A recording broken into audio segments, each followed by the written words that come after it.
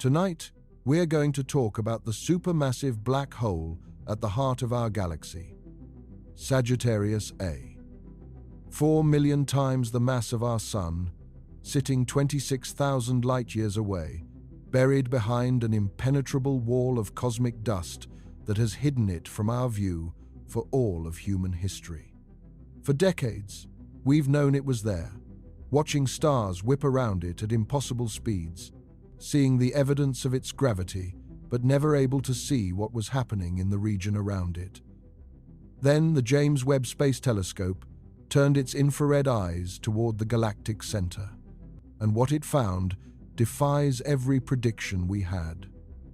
Stars forming where nothing should survive. Water molecules existing in conditions that should vaporize them instantly. Mysterious gas glowing with no apparent energy source. Evidence of black holes within black holes that could rewrite our understanding of how these cosmic monsters grow. By the end of tonight, you're going to understand why astronomers are calling these observations the most important black hole discoveries in decades, and why they're forcing us to rewrite the textbooks on how galaxies evolve, how stars form, and what's really happening in the most extreme environments in the universe. Before we get started, if you love exploring the depths of space as much as we do, take a second to like the video or subscribe. It's a simple action, but it helps this channel reach more curious minds like yours. Now, let's begin. Sagittarius A sits at the exact center of our galaxy. It's the gravitational anchor point around which every single star in the Milky Way orbits, including our own Sun, which circles this black hole once every 225 million years. We've known about Sagittarius A for decades. Astronomers discovered it by tracking stars near the galactic center, watching them whip around an invisible point at speeds that seemed impossible. These observations began in the 1990s, when astronomers at the Keck Observatory in Hawaii started monitoring individual stars in the galactic center. They gave these stars simple names: S1, S2, S3, and so on. The S stands for source, and the numbers were assigned in the order they were discovered. One star, called S2, became particularly famous. S2 completes an orbit around Sagittarius A every 16 years, reaching speeds of 5% the speed of light at its closest approach. That's over 9 million miles per second. The gravitational forces are so immense that time literally runs slower for S2 when it's close to the black hole, and light from the star is gravitationally redshifted by the intense gravity. Astronomers have measured these effects precisely, and they match Einstein's predictions perfectly. The only way to explain that motion was a supermassive black hole, sitting right there at the center of everything. By tracking dozens of stars like this over years and decades, astronomers determined the black hole's mass with remarkable precision: 4 million solar masses. In 2022, the Event Horizon Telescope gave us the first direct image of Sagittarius A, showing the glowing ring of superheated gas around the black hole's event horizon. The image showed a dark circle, the black hole's shadow, surrounded by a bright ring of glowing gas. This ring is the inner edge of the accretion disk, the swirling disk of material orbiting the black hole.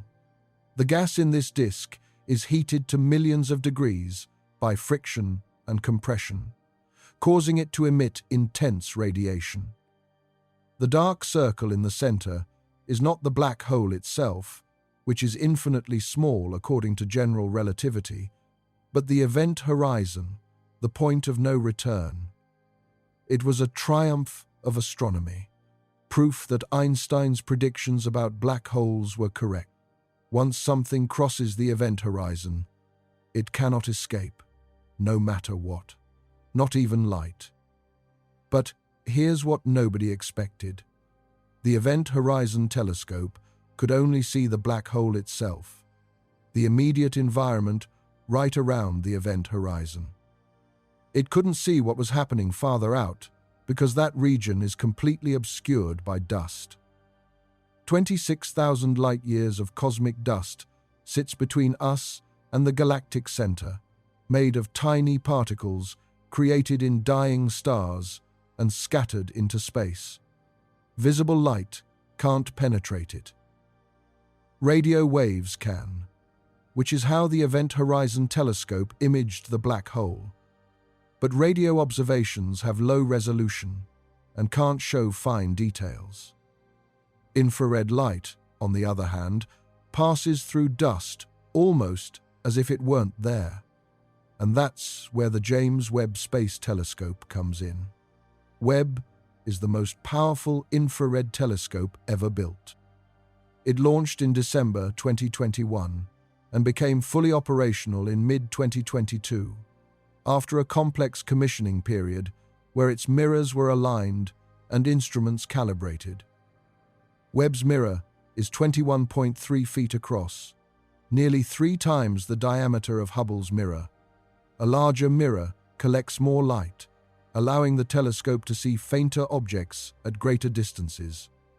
And Webb is specifically designed to observe the universe in infrared wavelengths, from near-infrared, barely longer than visible light, all the way to mid-infrared, deep into the heat spectrum. This infrared vision is what allows it to see through the dust that has hidden the galactic center from us for all of human history. For the first time, we could look through the cosmic veil and see what's really happening around Sagittarius A. And what Webb saw shocked everyone. Let's start with the most impossible discovery: young stars. Stars forming in the immediate vicinity of the black hole, in a region where physics says star formation should be completely impossible. Star formation requires cold, dense gas clouds. When a cloud of gas collapses under its own gravity, it fragments into clumps, and those clumps continue collapsing until their cores become hot enough for nuclear fusion to ignite. That's how stars are born. The process starts with molecular clouds, vast regions of space filled with hydrogen and helium gas, along with trace amounts of heavier elements and dust. These clouds can be hundreds of light-years across and contain enough material to make millions of stars. But most of the time, they're stable. The internal pressure of the gas balances out the inward pull of gravity, preventing collapse. For a cloud to start collapsing, something has to disturb it. Maybe a nearby supernova explodes, sending a shock wave through the cloud that compresses parts of it. Maybe 2 clouds collide, increasing the density. Or maybe the cloud just becomes so massive that gravity eventually overwhelms the pressure. Once collapse begins, the cloud fragments. Dense regions within the cloud collapse faster than the surrounding material, creating distinct clumps. These clumps continue to collapse, and as they do, they heat up. Gravitational potential energy is converted into thermal energy. Eventually, the core of a collapsing clump becomes hot enough for nuclear fusion to begin, typically around 10 million degrees Fahrenheit. At that temperature, hydrogen nuclei have enough energy to overcome their electromagnetic repulsion and fuse together, forming helium and releasing energy. When fusion ignites, a star is born. The energy released by fusion creates an outward pressure that balances gravity, stabilizing the star.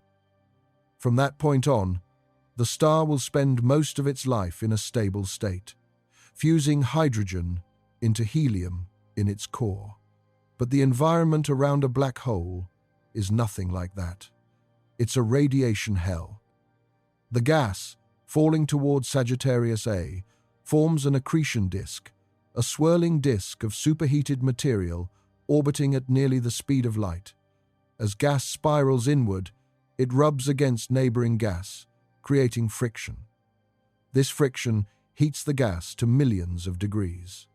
At these temperatures, the gas glows brightly, emitting radiation across the entire electromagnetic spectrum, from radio waves to X-rays.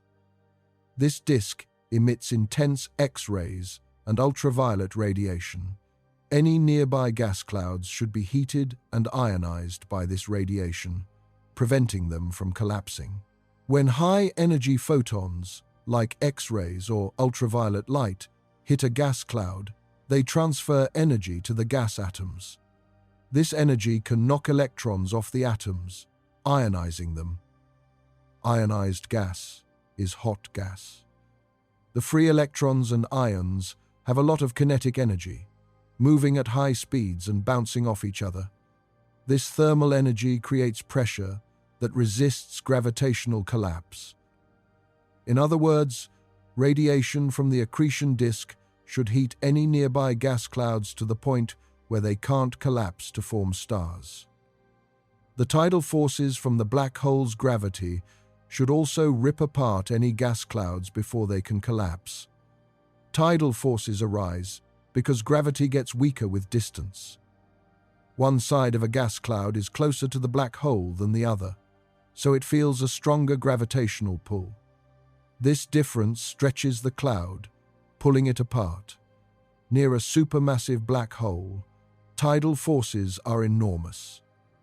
For Sagittarius A, the tidal forces become strong enough to disrupt a gas cloud at a distance of about 1 light-year from the black hole.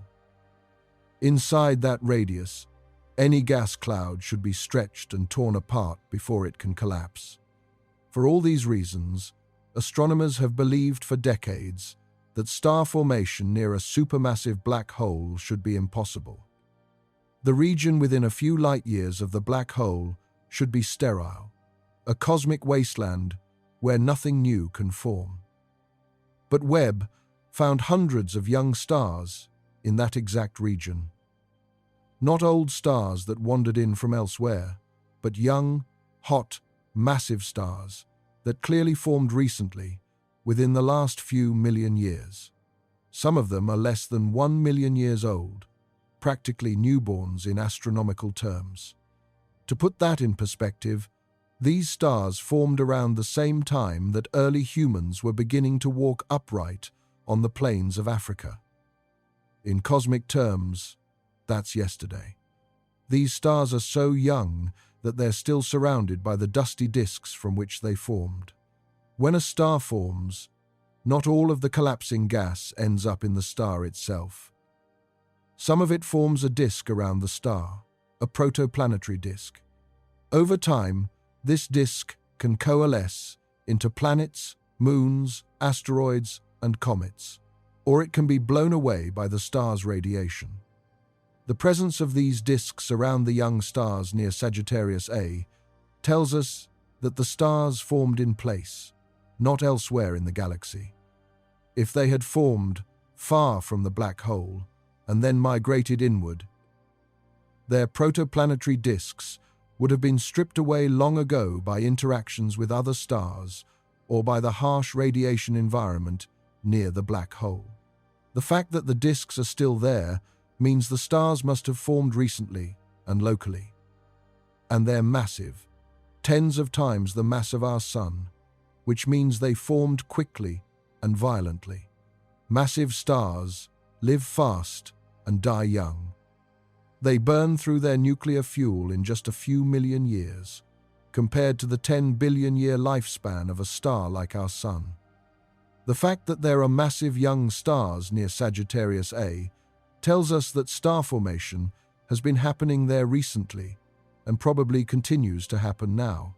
How is this possible? Nobody knows. The leading theory, proposed after these observations, is that the gas around the black hole somehow managed to collapse into a disk, a dense, rotating structure that was stable enough to shield itself from the black hole's radiation. Within this disk, the gas could cool down and fragment, allowing stars to form. The idea is that the disk itself would be thick enough and dense enough to absorb the radiation from the inner accretion disk, preventing it from heating the outer parts of the disk. In the shielded, cooler regions of the disk, gas could collapse and form stars. But this theory has problems. Simulations show that such a disk would be unstable. The black hole's gravity would create spiral density waves in the disk, regions where gas piles up temporarily. These waves can trigger fragmentation and star formation, but they also transport angular momentum, causing gas to either fall inward toward the black hole or spread outward away from it. The disk would either fall into the black hole or be torn apart by tidal forces within a few thousand years, not nearly long enough for stars to form. Star formation takes at least a few 100,000 years, and often longer. A gas cloud has to collapse, fragment, and then the individual clumps have to collapse further until fusion ignites. This process is slow because the collapsing gas radiates away energy, and without getting rid of energy, the gas can't collapse. Radiation is the main cooling mechanism, and it takes time. For a disk around Sagittarius A to survive long enough for stars to form, it would need to be much more stable than simulations predict. Maybe there's some mechanism that stabilizes the disk, something we're not accounting for in our models. Maybe magnetic fields play a role, threading through the disk and providing additional support against gravitational collapse. Or maybe the disk is continuously replenished with new gas, maintaining its structure even as some gas falls inward and some spreads outward. But we don't know. The observations tell us that stars are forming, but the theory doesn't yet explain how. And yet, the stars are there. They exist. Physics says they shouldn't, but observation says they do. This is the paradox Webb has handed us. A cosmic fertility in an environment that should be a sterile graveyard. It gets stranger. Webb didn't just find a few stars scattered around the black hole.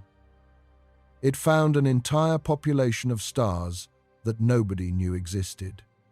Hundreds of them, maybe more, once all the data is fully analyzed. Previous observations from ground-based telescopes, and even Hubble, had detected some stars near the galactic center, but they could only see the brightest, most massive ones. The galactic center is so crowded with stars, and the dust obscures so much that only the very brightest stars stood out clearly. Everything else was lost in the glare. Webb's infrared vision revealed a whole population of smaller, cooler stars that had been completely invisible until now. Infrared light penetrates dust, as I mentioned, but it also allows us to see cool objects that don't emit much visible light. Red dwarf stars, for example, are small, cool stars that emit most of their light in the infrared. They're incredibly common in the galaxy, making up about 70% of all stars, but they're difficult to see in visible light because they're so faint. Webb's instruments are sensitive to these cool stars, revealing them in large numbers near Sagittarius A. Some of these stars are red giants, old stars in the late stages of their lives. Red giants form when a star like our Sun exhausts the hydrogen fuel in its core. The core contracts and heats up, while the outer layers expand dramatically, becoming cool and red. Red giants are bright in infrared light because of their large, cool surfaces. Others are main sequence stars, similar to our Sun but older. These stars are quietly fusing hydrogen in their cores, stable and unremarkable, except for the fact that they're in one of the most extreme environments in the galaxy, and many of them are in places where they shouldn't be. They're orbiting the black hole in chaotic, eccentric orbits that don't match the orderly rotation of the rest of the galaxy. In most of the galaxy, stars orbit in roughly circular paths, all moving in the same direction around the galactic center, like cars on a highway. This orderly motion is a result of the galaxy's formation. When the Milky Way formed billions of years ago, it started as a rotating cloud of gas. As the cloud collapsed, it flattened into a disk, and the stars that formed within that disk inherited the cloud's rotation. But the stars near Sagittarius A don't follow this pattern. Their orbits are all over the place, tilted at different angles, elongated into highly eccentric ellipses, moving in different directions. This suggests they've been gravitationally scattered, thrown into weird orbits by close encounters with other stars or by the black hole itself. When two stars pass close to each other, they can exchange energy and angular momentum through their gravitational interaction. One star might speed up and be flung into a wider orbit, while the other slows down and falls closer to the black hole. These interactions are rare in most of the galaxy because stars are so far apart, but near the galactic center, where the density of stars is millions of times higher than in our neighborhood, close encounters happen regularly. Over time, these encounters randomize the orbits of stars, creating the chaotic distribution Webb observed. It's a violent, chaotic environment, and these stars are the survivors. They've been playing a cosmic game of pinball for millions of years, bouncing off each other's gravitational fields, and they're still here. But some stars aren't so lucky. Every so often, a star passes too close to Sagittarius A and gets tidally disrupted, torn apart by the black hole's gravity. When this happens, the star is stretched into a long stream of gas, which then spirals into the accretion disk. The black hole feeds, and for a brief period, it becomes much brighter as the star's material is consumed. These events are called tidal disruption events, and they're rare, happening perhaps once every few thousand years for a black hole like Sagittarius A. But when they do happen, they're spectacular, releasing enormous amounts of energy. Now, let's talk about the gas. Webb detected clumpy structures in the gas around Sagittarius A, dense knots of material spiraling inward toward the event horizon. This was expected. Gas falling into a black hole doesn't fall straight in. It spirals, forming an accretion disk, and within that disk, instabilities can create clumps. These instabilities arise because the disk is turbulent. Gas, orbiting at different distances from the black hole, moves at different speeds, with the inner gas orbiting faster than the outer gas. This differential rotation creates shear, which in turn generates turbulence. Turbulence creates eddies and vortices, regions where gas piles up temporarily before being dispersed again. Some of these density fluctuations can grow, pulling in more gas and becoming denser, creating clumps. But what wasn't expected was how organized these clumps are. They're not random. They appear to be forming a spiral pattern, like the arms of a spiral galaxy, but on a much smaller scale. Spiral patterns in accretion disks are thought to arise from density waves, ripples in the disk that propagate outward from the black hole. These waves are created by the gravitational influence of the black hole itself, or possibly by the influence of a massive object within the disk, like a star or a smaller black hole. As the density wave moves through the disk, it compresses the gas, creating regions of higher density that appear as spiral arms. This spiral structure is being driven by the black hole's gravity, but the details of how it forms and stays stable are unclear. In principle, spiral density waves should be transient, forming and then dissipating as the gas moves around. But the spiral structure Webb observed appears to be persistent, suggesting that something is continuously driving it. Maybe there's a massive object embedded in the disk, orbiting the black hole and creating a gravitational wake that organizes the gas into spirals. Or maybe the disk is interacting with magnetic fields in a way that stabilizes the spiral pattern. We don't know. The clumps are also moving fast, orbiting the black hole at significant fractions of the speed of light. At the inner edge of the accretion disk, just outside the event horizon, gas is moving at about 30% of the speed of light. That's about 55,000 miles per second. At these speeds, relativistic effects become important. Time dilation, length contraction, and the increase in mass with velocity all come into play. The gas in the inner disk is experiencing a gravitational field so strong and moving so fast that Einstein's general relativity is essential to understanding its behavior. And as they spiral inward, they're heating up, emitting intense radiation.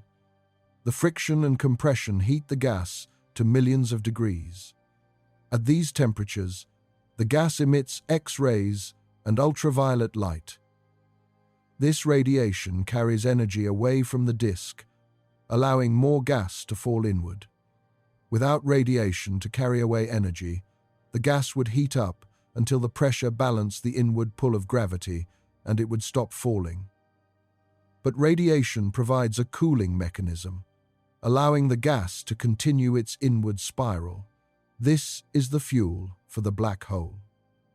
When Sagittarius A is actively feeding, when it's pulling in large amounts of gas, it becomes what astronomers call an active galactic nucleus. The accretion disk glows brightly, outshining all the stars in the galaxy combined. In some galaxies, active galactic nuclei are so bright that we can see them from billions of light-years away.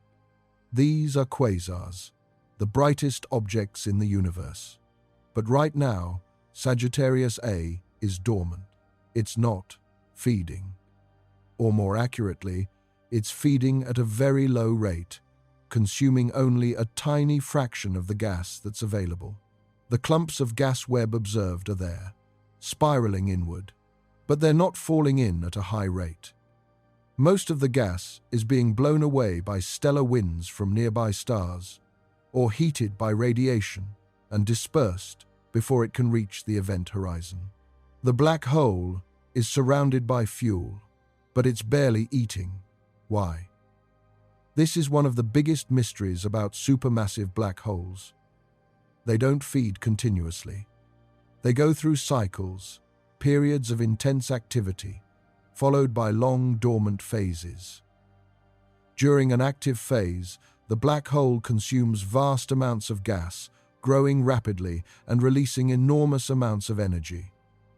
The accretion disk becomes incredibly bright, and powerful jets of matter and energy can shoot outward from the poles of the black hole, extending for thousands of light-years into space. These jets are created by magnetic fields in the accretion disk. As gas spirals inward, it drags magnetic field lines with it, twisting and tangling them. Eventually, the magnetic field becomes so twisted that it releases energy in the form of jets, blasting gas outward at nearly the speed of light. These jets can have profound effects on the galaxy, heating gas and preventing it from cooling and forming stars. During a dormant phase, like the one Sagittarius A is in now, the black hole barely feeds at all. The accretion disk is faint, the jets shut off, and the black hole's influence on the galaxy is minimal. What triggers the transition between these phases? Nobody knows for sure. One possibility is that the supply of gas varies. Maybe there are periods when a lot of gas is available, perhaps from a nearby star being tidally disrupted, or from a gas cloud wandering too close. and periods when there's not much gas around. When gas is abundant, the black hole feeds voraciously, growing and releasing energy. When gas is scarce, the black hole goes dormant. Another possibility is that the black hole's own activity regulates its feeding. When the black hole is actively feeding, it produces powerful jets and winds that blow gas away from the accretion disk. This is called AGN feedback, active galactic nucleus feedback. The jets and winds heat the surrounding gas, preventing it from cooling and falling into the black hole. This feedback can shut off the gas supply, causing the black hole to become dormant. Then, over time, gas accumulates again, eventually reaching a threshold where it overcomes the feedback and starts falling in. The cycle repeats. This self-regulating behavior could explain why supermassive black holes cycle between active and dormant states, but the details are unclear. We don't know what determines the timescale of these cycles, or what fraction of the time a black hole spends in each phase. Webb found evidence of past activity. By analyzing the light from gas clouds far from the black hole, astronomers discovered that these clouds are glowing in a specific way that indicates they were recently hit by a burst of intense radiation. The gas in these clouds is ionized, meaning the atoms have been stripped of their electrons. This ionization requires energy, and the most likely source is radiation from Sagittarius A. But here's the interesting part. The gas clouds are located several light-years from the black hole. If Sagittarius A emitted a burst of radiation, it would take several years for that radiation to reach these clouds, traveling at the speed of light. By measuring the properties of the glowing gas and calculating how long it would take for the radiation to travel from the black hole to the gas clouds, astronomers determined that Sagittarius A experienced a major outburst about 300 to 400 years ago. Sometime in the 1600s or 1700s, our galaxy's central black hole was actively feeding, shining brightly, pumping out intense X-rays and ultraviolet light. Then it shut off. And now, in the early 21st century, it's dormant. The light from that outburst has long since faded, but the gas clouds it ionized are still glowing, a cosmic echo of the black hole's past violence. What caused that outburst? What caused it to end? And when will the next one happen? These are open questions, but the evidence is clear. Sagittarius A is not a stable, unchanging object. It's dynamic, cycling between active and dormant states on timescales of centuries. This has implications for the galaxy as a whole. When the black hole is active, its radiation can affect star formation across the entire galactic center, heating gas and preventing it from collapsing. The jets can sweep through the galaxy, creating bubbles of hot gas that persist for millions of years. When it's dormant, star formation can proceed more easily. The black hole's activity cycles might regulate the evolution of the galaxy itself, determining when and where stars form and shaping the structure of the galactic center. This is a new realization. For a long time, astronomers thought of black holes as passive objects that just sit there, pulling in whatever happens to wander too close. But we're learning that black holes are active players in galactic evolution. They don't just respond to their environment, they shape it. Now, let's talk about the most shocking discovery of all: water. Webb detected water molecules in the gas around Sagittarius A. This seems impossible. Water is a fragile molecule. It's made of 2 hydrogen atoms and 1 oxygen atom, bonded together in a bent configuration. The bonds between the atoms are relatively weak, held together by the electromagnetic force between the positively charged hydrogen nuclei and the negatively charged electrons shared between the atoms. In normal environments, like on Earth, water is stable. The bonds are strong enough to hold the molecule together under typical conditions of temperature and radiation. But in the extreme radiation environment around a black hole, water molecules should be destroyed instantly. The intense ultraviolet light and X-rays from the accretion disk should break the molecular bonds, tearing the water apart into individual atoms. When a high-energy photon hits a water molecule, it can transfer enough energy to break one of the bonds, splitting the molecule into hydrogen and oxygen atoms. This process is called photodissociation, and it happens very quickly in environments with intense ultraviolet radiation. Near Sagittarius A, the radiation field is so intense that water molecules should be photodissociated in less than a second. And yet, Webb found water. Not a lot, but it's there, detectable in the infrared spectrum. Webb's instruments can identify molecules by their spectral signatures. Different molecules absorb and emit light at specific wavelengths, creating a unique pattern that acts like a fingerprint. Water has a distinctive infrared signature, with absorption lines at wavelengths of about 2.7 microns, 6.3 microns, and longer. Webb detected these signatures in the gas around Sagittarius A, confirming the presence of water molecules. How is it surviving? The leading explanation is that the water is forming continuously. Hydrogen and oxygen atoms in the gas around the black hole are constantly colliding and bonding to form water molecules. These molecules are then destroyed by radiation, but new ones form to replace them. There's a constant cycle of formation and destruction, and at any given moment, some water molecules exist in the gas. This is called chemical equilibrium.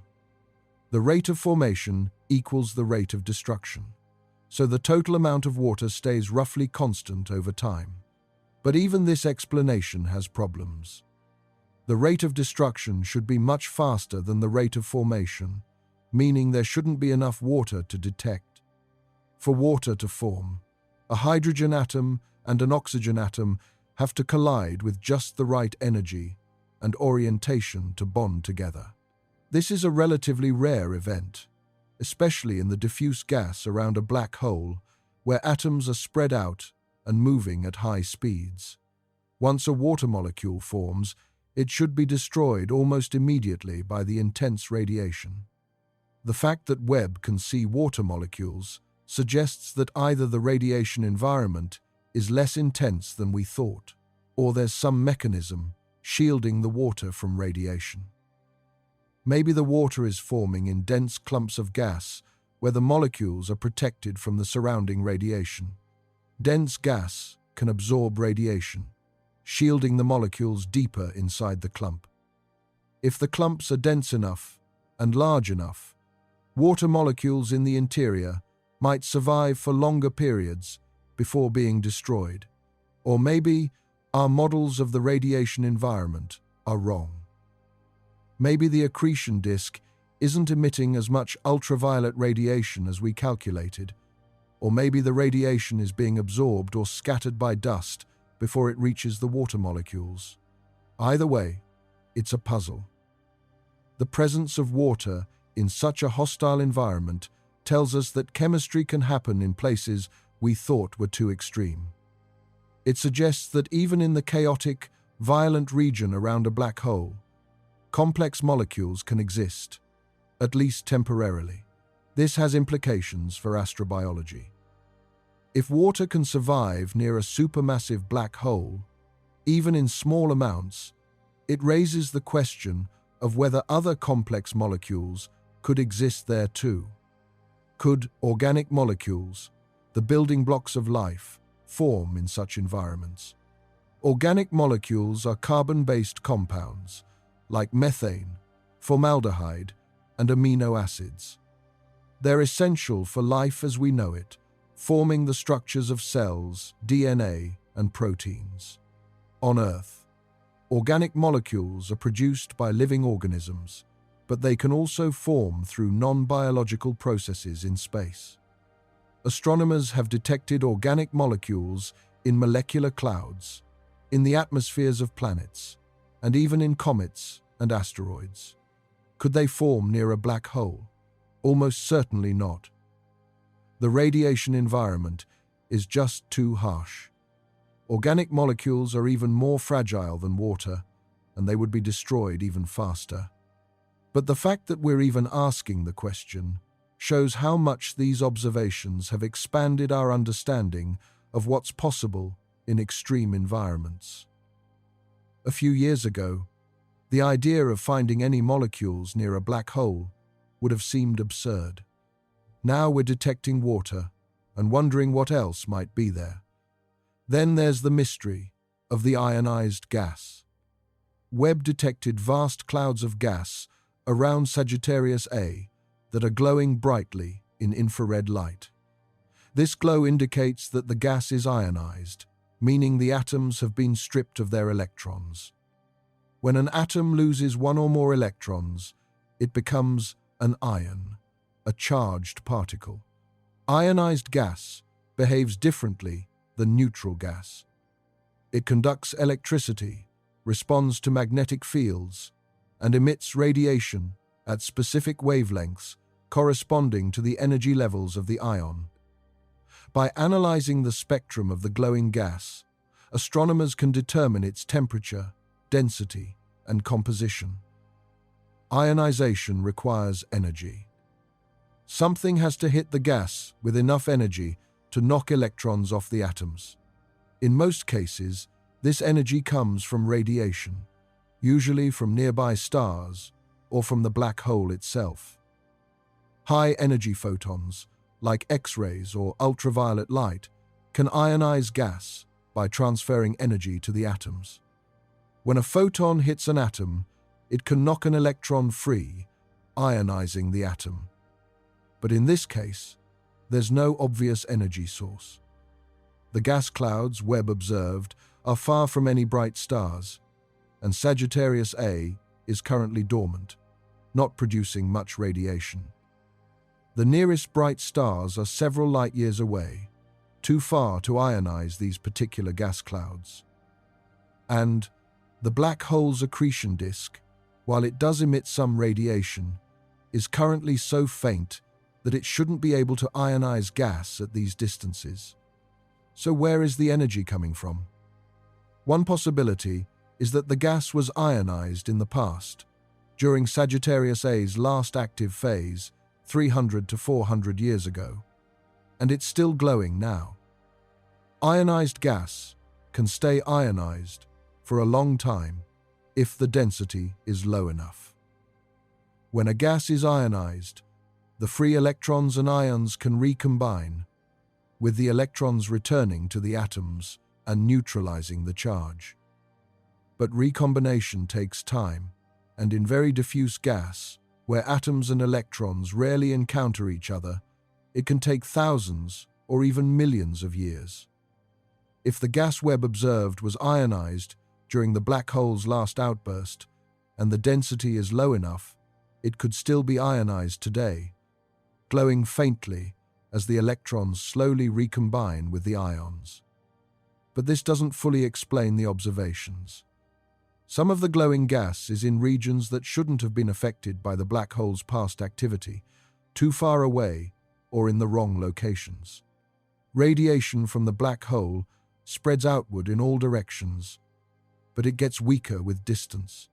By the time the radiation from Sagittarius A's outburst reached some of these gas clouds, it should have been too weak to ionize them.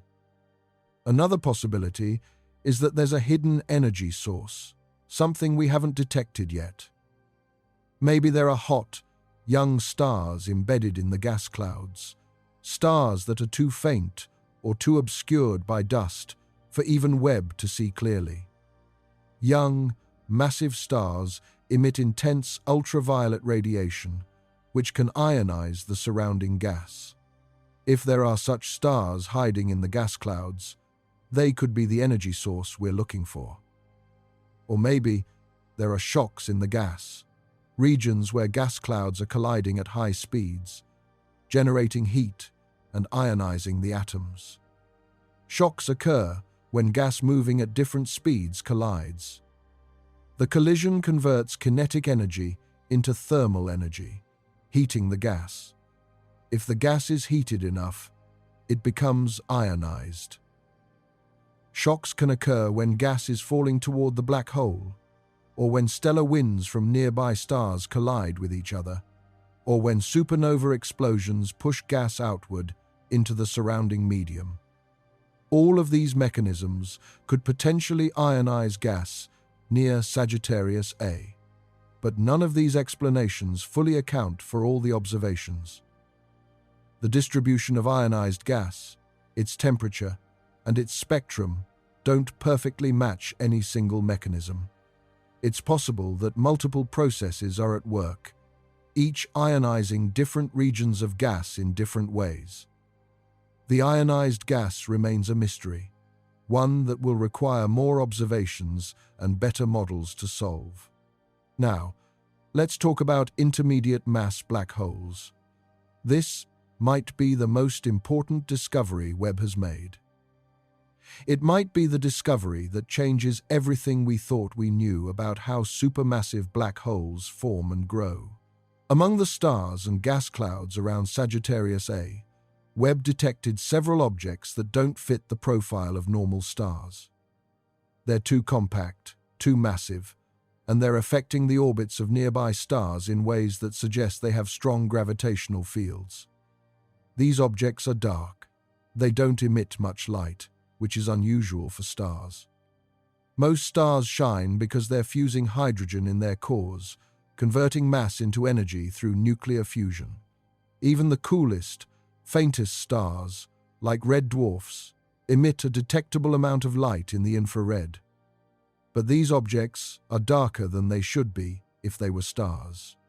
They're also too massive to be planets or brown dwarfs. Brown dwarfs are failed stars, objects that formed like stars but never became massive enough to sustain hydrogen fusion.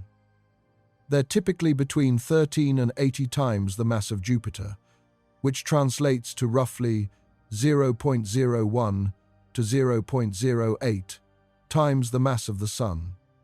Brown dwarfs are cool and faint, but they're still detectable in the infrared because they emit heat left over from their formation. The objects Webb detected are far more massive than brown dwarfs could be, and they're affecting the orbits of nearby stars in ways that indicate significant gravitational pull. When a massive object passes near a star, its gravity tugs on the star, changing its trajectory slightly. This is called gravitational perturbation, and it's one of the main ways astronomers detect dark objects like black holes. When astronomers track the orbits of stars near the galactic center, they can detect small deviations from the expected paths. These deviations indicate the presence of additional mass, something that's pulling on the stars gravitationally, but not emitting enough light to be seen directly. The technique works like this. First, astronomers observe a star's position multiple times over months or years, carefully measuring where it is in the sky. Then they calculate what the star's orbit should look like, based on the gravitational pull from Sagittarius A and the other visible stars nearby. If the star is moving exactly as predicted, the observations match the calculations perfectly. But if there's an invisible massive object nearby, the star's actual position will differ slightly from the predicted position. The star will be pulled slightly off course by the hidden object's gravity. By measuring these deviations precisely, astronomers can infer the presence of the hidden object, estimate its mass, and even determine roughly where it is. This is exactly how Neptune was discovered in 1846. Astronomers noticed that Uranus wasn't following its predicted orbit. something was pulling on it, perturbing its motion. By analyzing the deviations, they calculated where the hidden planet must be, and when they pointed their telescopes at that location, they found Neptune. The same principle applies to detecting black holes near Sagittarius A, except the deviations are much smaller and harder to measure because the stars are so far away. In most cases, this hidden mass is dark matter, or perhaps faint stars that are too dim to detect. Dark matter is the mysterious substance that makes up about 85% of all matter in the universe. It doesn't emit, absorb, or reflect light, so we can't see it directly. We only know it exists because of its gravitational effects. Galaxies rotate too fast to be held together by the gravity of visible matter alone. There must be additional mass providing extra gravitational pull, and that mass is dark matter. Near the galactic center, dark matter should be present in significant quantities, and it could account for some of the gravitational perturbations Webb observed. Faint stars are another possibility. Not all stars are bright and easy to see. Old, cool stars called red dwarfs are incredibly faint, and if they're far away or obscured by dust, even Webb might struggle to detect them. But in some cases, the deviations are too large to be explained by dark matter or faint stars. The hidden objects must be very massive and very compact. The deviations observed by Webb suggest objects with masses ranging from a few hundred to a few thousand times the mass of the Sun, all concentrated in regions too small to be normal stars or clusters of stars. The only objects that can pack that much mass into such a small volume are black holes. The most likely explanation is that these objects are black holes, not stellar mass black holes formed from the collapse of individual stars, but intermediate mass black holes with masses ranging from a few hundred to a few thousand times the mass of the Sun. This is huge. Intermediate mass black holes have been theorized for decades, but they've been incredibly difficult to detect. We know stellar mass black holes exist, formed when massive stars collapse. When a star with a mass greater than about 20 times the Sun's mass exhausts its nuclear fuel, its core collapses under gravity. If the core is massive enough, more than about 3 solar masses, the collapse can't be stopped by any known force. The core collapses to a point, forming a black hole. These stellar mass black holes range from about 3 times the Sun's mass to maybe 100 times the Sun's mass. We've detected many of them, either by observing their gravitational effects on companion stars, or more recently, by detecting gravitational waves from merging black holes. We also know supermassive black holes exist, like Sagittarius A, with masses ranging from millions to billions of times the Sun's mass. Nearly every large galaxy has a supermassive black hole at its center. We've observed thousands of them across the universe, from nearby galaxies to distant quasars, billions of light years away. But how do supermassive black holes form? How do you get from a 100 solar mass black hole to a 4 million solar mass black hole? And more importantly, how do you get to a billion solar mass black hole in less than a billion years after the Big Bang? This is one of the biggest unsolved questions in astrophysics. The most popular theory is that supermassive black holes grow by accreting gas and by merging with other black holes. Start with a stellar mass black hole, let it consume gas for billions of years, and occasionally merge it with other black holes, and eventually you get a supermassive black hole. This sounds reasonable, but when you actually do the math, problems emerge. Black holes grow by accretion, pulling in gas from their surroundings. As gas falls toward a black hole, it doesn't fall straight in. It has angular momentum, which causes it to spiral inward, forming an accretion disk.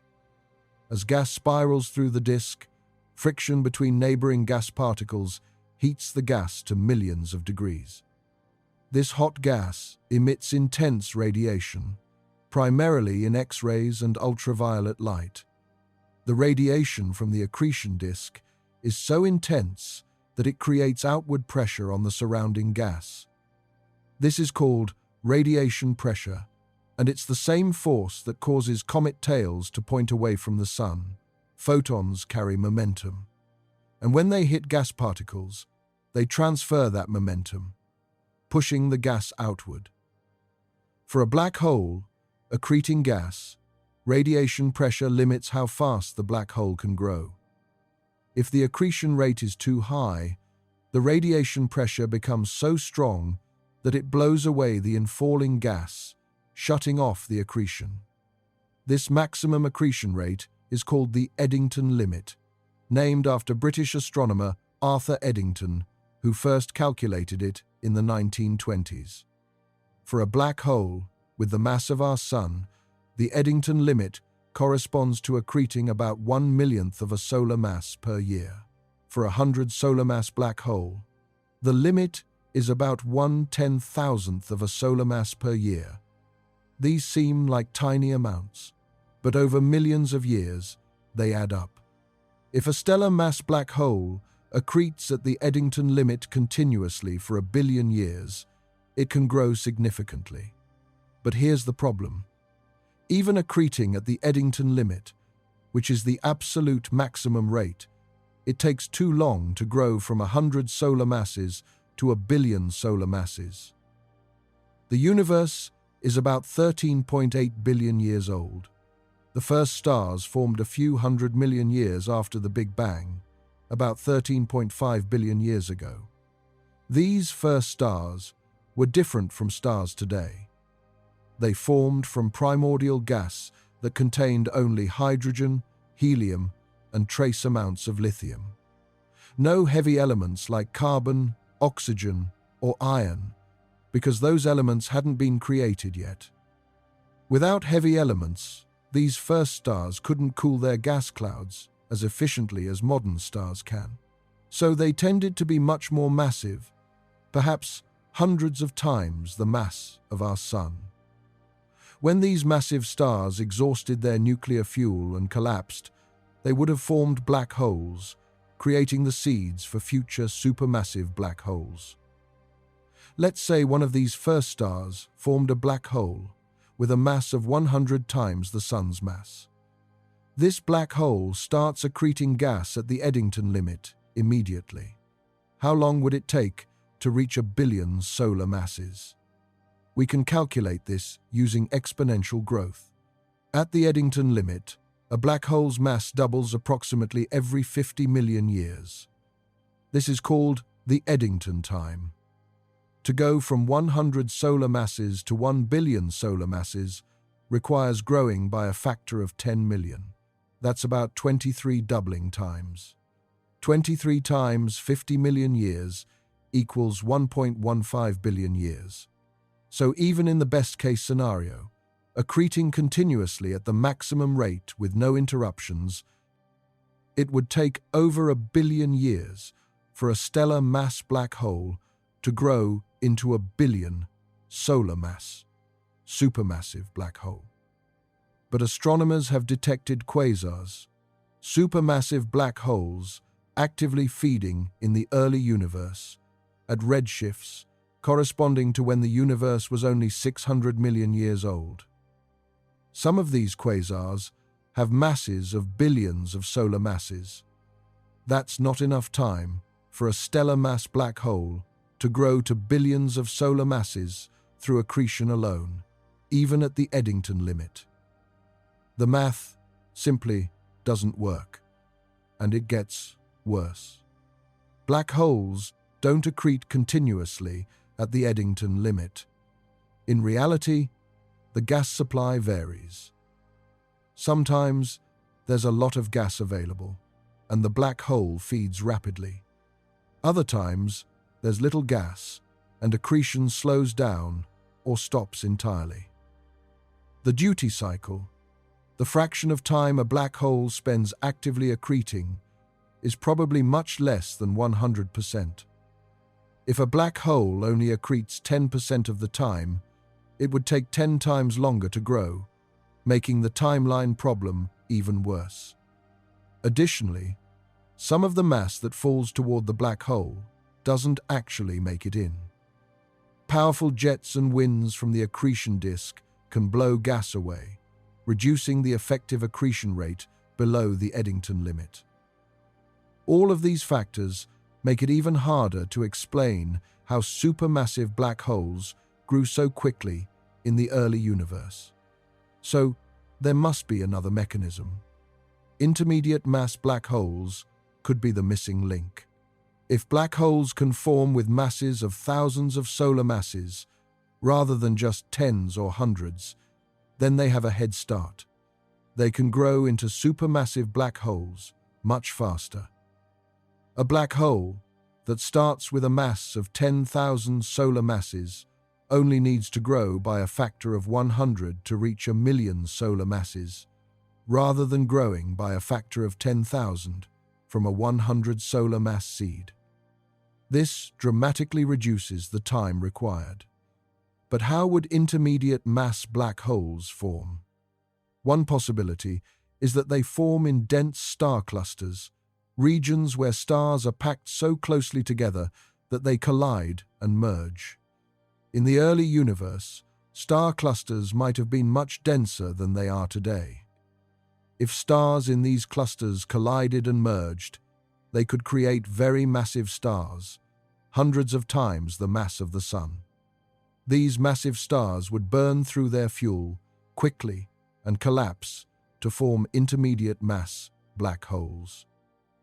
Another possibility is that intermediate mass black holes form directly from the collapse of massive gas clouds in the early universe, without going through a star phase at all.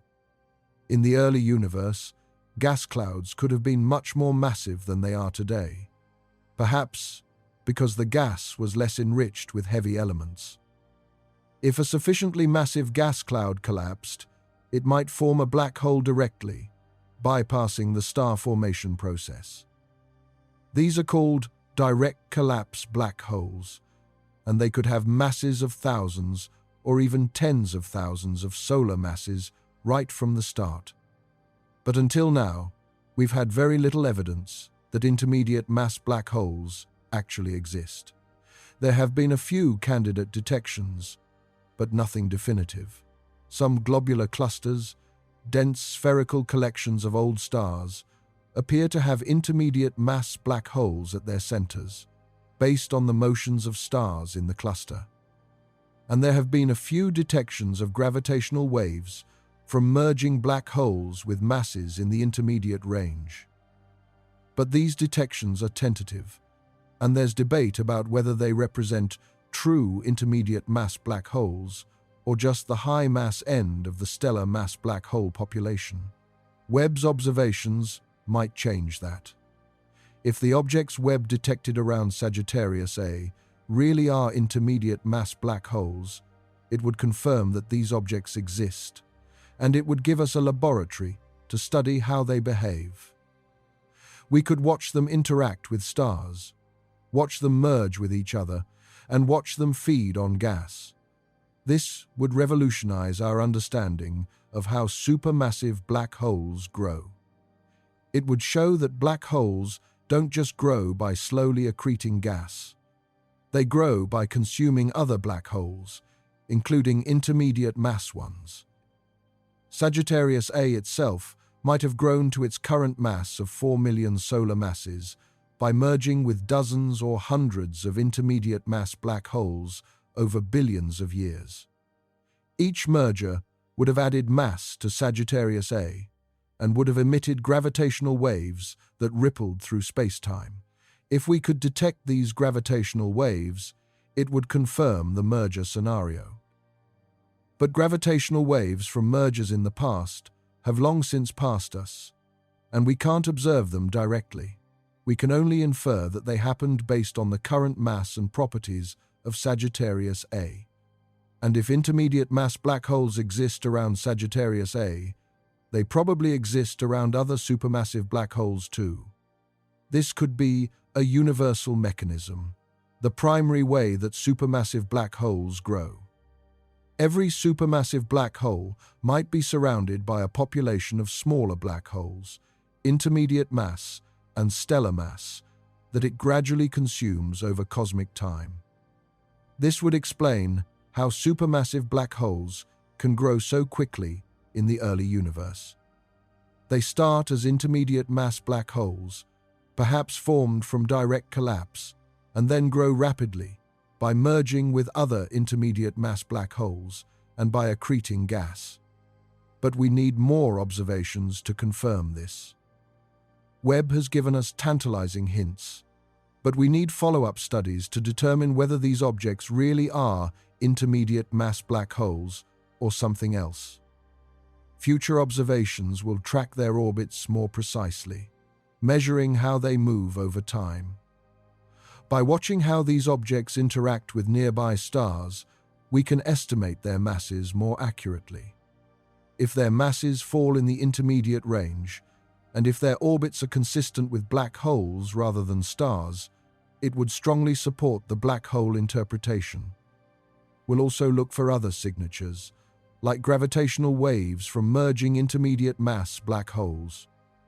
The next generation of gravitational wave detectors, like the Laser Interferometer Space Antenna, or LISA, will be sensitive to lower frequency gravitational waves than current detectors.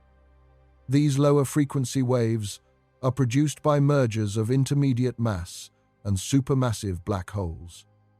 If LISA detects gravitational waves from mergers in the galactic center, it would provide direct evidence of intermediate mass black holes.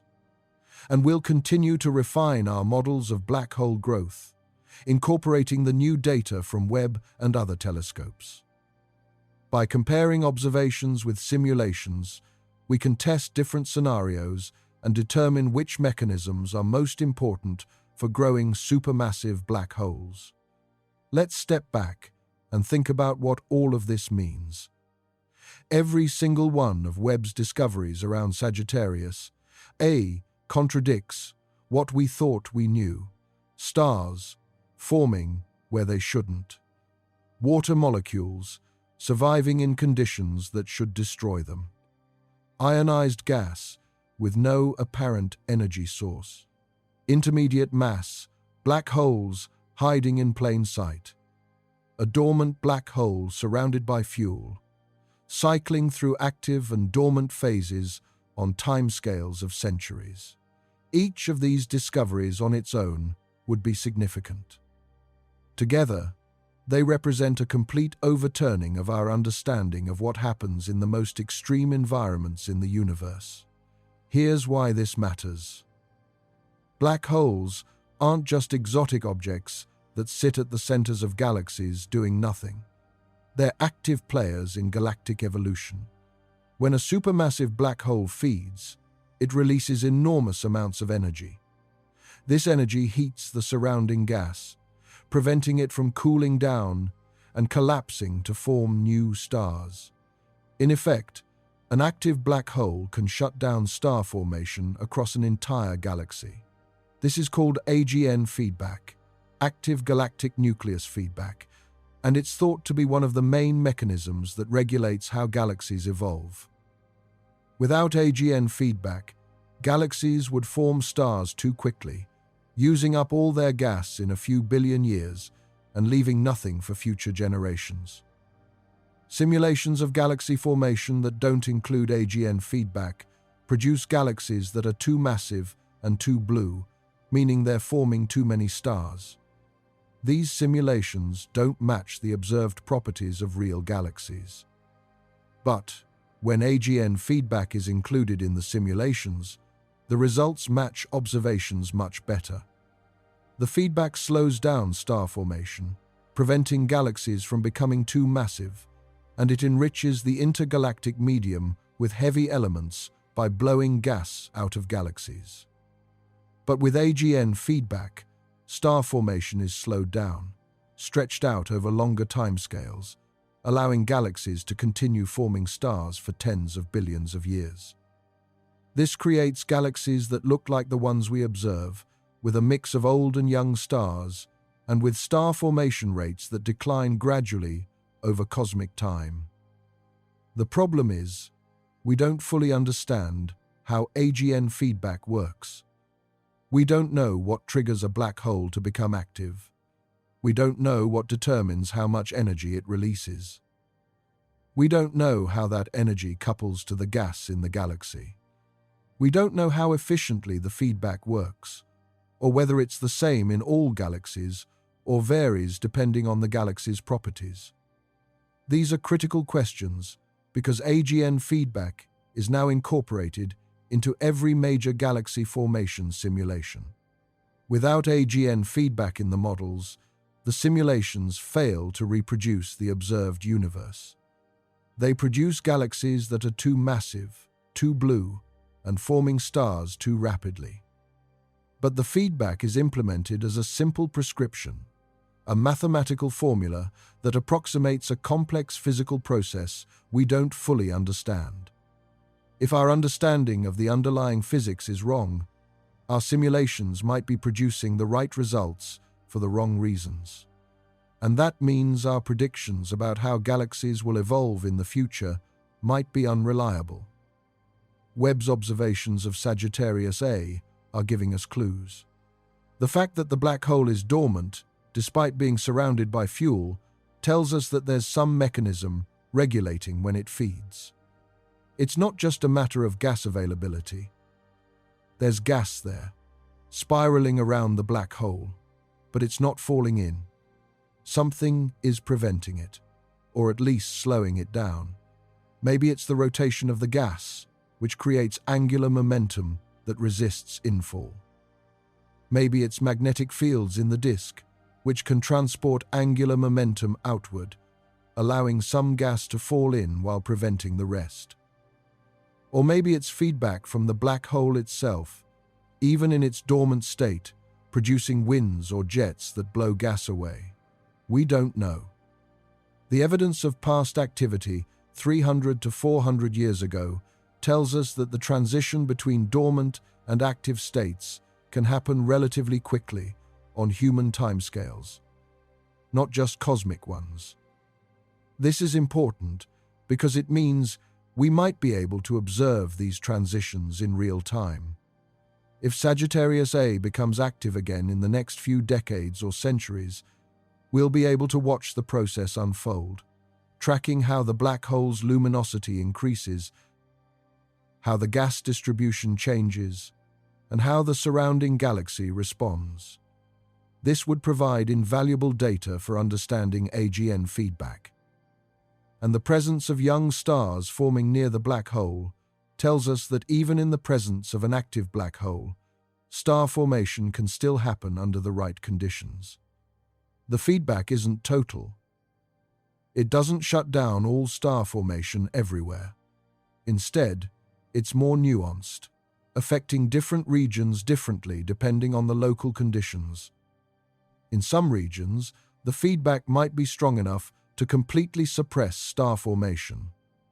In other regions, perhaps shielded by dense gas clouds or located at greater distances from the black hole, star formation can continue despite the feedback. This complexity is important. It tells us that AGN feedback isn't a simple on-off switch that either allows or prevents star formation. It's a gradient, a continuum, with different strengths in different places. And the details matter. The exact strength of the feedback, how it varies with distance from the black hole, how it interacts with the galaxy's gas distribution, all of these factors determine the feedback's overall effect on the galaxy. These observations are forcing us to refine our models of AGN feedback. We can't just assume that an active black hole shuts down all star formation. The reality is more complex, more nuanced. Star formation and black hole activity are intertwined, affecting each other in ways we're only beginning to understand. The black hole regulates star formation through its feedback. But star formation also affects the black hole by determining how much gas is available for accretion.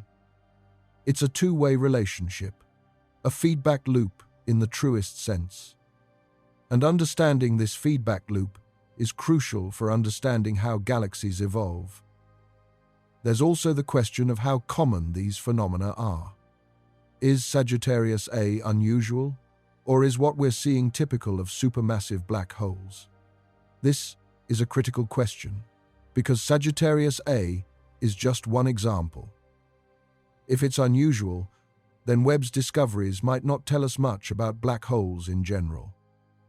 They might be specific to Sagittarius A's unique circumstances, perhaps related to its particular mass, or the properties of the Milky Way, or something else that makes it atypical.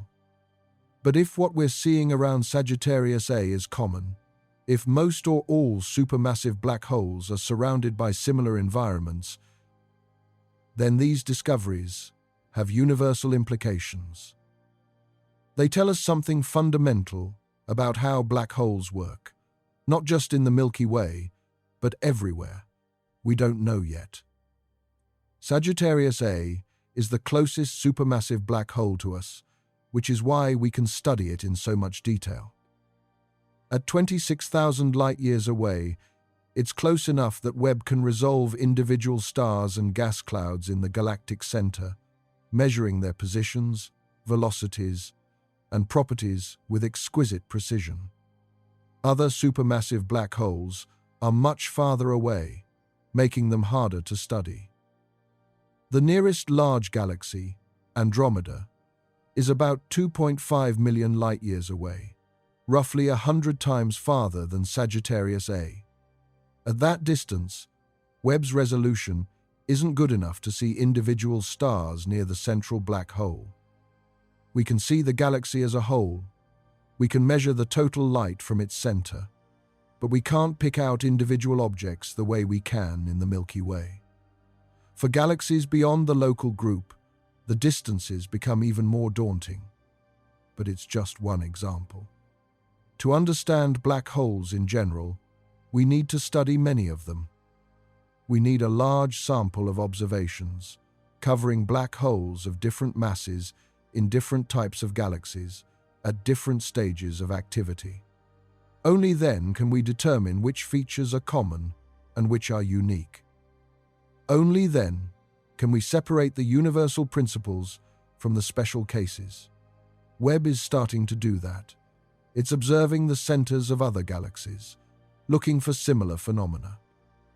These observations are challenging because most galactic centers are much farther away than Sagittarius A, but Webb's capabilities make them possible.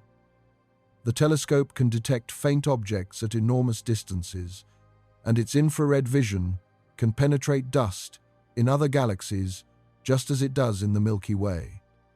These observations are still in progress, and it will take years to analyze all the data, but early results are promising. Preliminary data from a handful of nearby galaxies suggests that the phenomena Webb observed around Sagittarius A are not unique. Early results suggest that what we're seeing around Sagittarius A is not unique. Other galactic centers show evidence of star formation in extreme environments, mysterious ionized gas, and possible intermediate mass black holes. One galaxy, called NGC 1068, has a supermassive black hole with a mass of about 15 million solar masses. Webb observations of this galaxy revealed young stars forming within a few light-years of the black hole, similar to what we see around Sagittarius A. Another galaxy, called M87, has a much more massive black hole, about 6.5 billion solar masses, and it's currently active, with a prominent jet extending thousands of light-years into space. Webb observations of M87's galactic center are ongoing, but preliminary results suggest a complex environment with clumpy gas structures and possible intermediate mass black holes. This suggests that these phenomena are common, perhaps universal. Every supermassive black hole might be surrounded by a chaotic, dynamic environment where stars form and die, where gas spirals inward and gets blown outward, where smaller black holes lurk and occasionally merge with the central monster. If that's true, it means we need to completely rethink how galaxies work. The galactic center isn't a passive, stable region. It's an active, evolving system that plays a crucial role in shaping the galaxy as a whole. The black hole at the center isn't just sitting there. It's regulating star formation, enriching the gas with heavy elements through its jets and winds, and growing over time by accreting gas and merging with other black holes. All of these processes affect the galaxy's evolution. Let's talk about the detection methods, because understanding how Webb made these discoveries helps us appreciate just how difficult this was. Infrared astronomy is hard. Infrared light is heat radiation. Everything warm emits infrared light. That includes the telescope itself. If the telescope is warm, it will emit so much infrared light that it drowns out the faint infrared signals from distant objects. To solve this problem, Webb operates at incredibly cold temperatures. The telescope is kept at about -390 degrees Fahrenheit, just 50 degrees above absolute zero. Absolute zero is the lowest possible temperature, the point at which all molecular motion stops. It's -459.67 degrees Fahrenheit, or 0 Kelvin. At 50 degrees above absolute zero, Webb is colder than the coldest natural environments in the solar system. It's colder than the surface of Pluto, colder than the interstellar medium, colder than almost anything except the cosmic microwave background itself. This extreme cooling is achieved using a massive sunshield the size of a tennis court. The sunshield is made of 5 layers of a material called kapton, a thin, reflective film that's incredibly effective at blocking heat. Each layer is separated from the next by a gap, creating an insulating barrier. The sunshield blocks light and heat from the sun, Earth, and Moon, allowing the telescope to cool down. On the sun, facing side of the sunshield, the temperature is about 185 degrees Fahrenheit, hot enough to boil water. On the opposite side, where the telescope sits, the temperature is -390 degrees Fahrenheit. This temperature difference of over 500 degrees is maintained by the sunshield's design. At these temperatures, Webb's own infrared emission is minimized, allowing it to detect faint infrared signals from space. But even with this cooling, detecting objects around Sagittarius A required pushing Webb to its limits. The galactic center is bright in infrared light. There are millions of stars there, all emitting infrared radiation. The combined light from all these stars creates a glare that makes it difficult to see individual objects. It's like trying to spot a single candle flame in the middle of a brightly lit stadium. To see through this glare and detect individual objects required extremely sensitive instruments and sophisticated data processing techniques. Webb's near-infrared camera, or NIRCam, was the primary instrument used for these observations. NIRCam is the most sensitive infrared camera ever built. It can detect individual photons of infrared light, counting them one by one to build up an image. It can detect infrared light with wavelengths between 0.6 and 5 microns, which corresponds to near-infrared, the part of the infrared spectrum closest to visible light. At 0.6 microns, NIRCam's sensitivity extends just into the visible red, allowing it to see the transition from visible to infrared light. At 5 microns, it's deep into the infrared, detecting heat radiation from warm objects. Near-cam has a resolution of about 0.1 arcseconds, which is incredibly sharp. An arcsecond is 1/3600th of a degree. To put that in perspective, the full moon in the sky is about half a degree across, or 1,800 arcseconds. 0.1 arcseconds is tiny, smaller than the apparent size of a coin viewed from several miles away. At the distance of Sagittarius A, 26,000 light-years, this resolution allows Webb to distinguish objects separated by about 0.02 light-years, or roughly 1,240 astronomical units.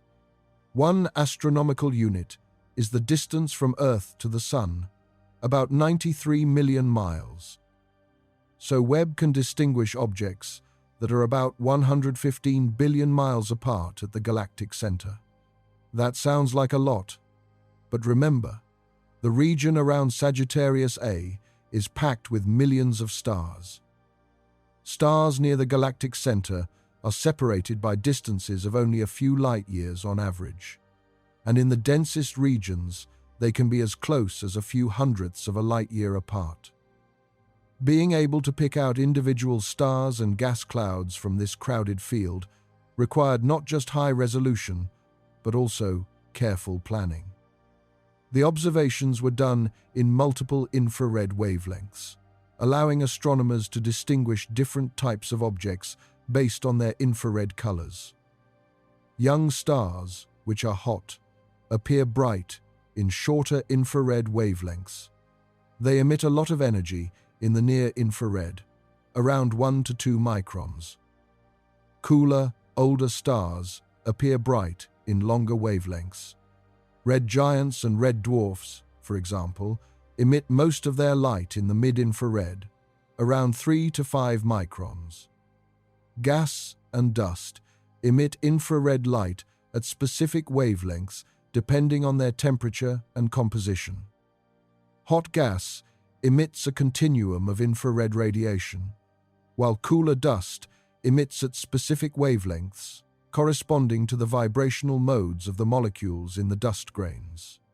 By combining images taken at different wavelengths, astronomers could identify individual stars, measure their temperatures and ages, and map out the distribution of gas and dust. This technique is called multi-wavelength imaging, and it's one of the most powerful tools in modern astronomy. The data processing was equally challenging. The raw images from Webb contained millions of stars, all blending together in a confusing jumble. Each star appears as a point of light, but because the stars are so close together, their light overlaps, creating a complicated pattern. Sophisticated algorithms were needed to separate individual stars, measure their positions and brightnesses, and track their motions over time. This process is called photometry, and it involves fitting mathematical models to the light distribution in the image to determine where each star is and how bright it is. This required comparing Webb's observations with earlier observations from other telescopes, looking for stars that had moved or changed brightness. Stars near Sagittarius A are moving rapidly, orbiting the black hole with periods ranging from a few years to a few thousand years. By comparing images taken at different times, astronomers can track the motion of individual stars, measuring their orbits and using that information to map out the gravitational field of the black hole. The ionized gas was detected using spectroscopy. Webb's near-infrared spectrograph, or NIRSpec, can split infrared light into its component wavelengths, creating a spectrum. A spectrum is like a barcode, showing exactly which wavelengths of light are present and how bright they are.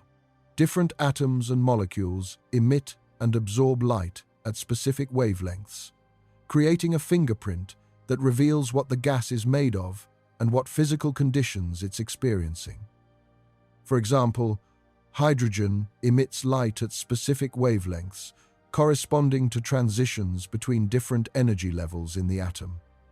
When an electron in a hydrogen atom jumps from a higher energy level to a lower one, it emits a photon with a specific wavelength.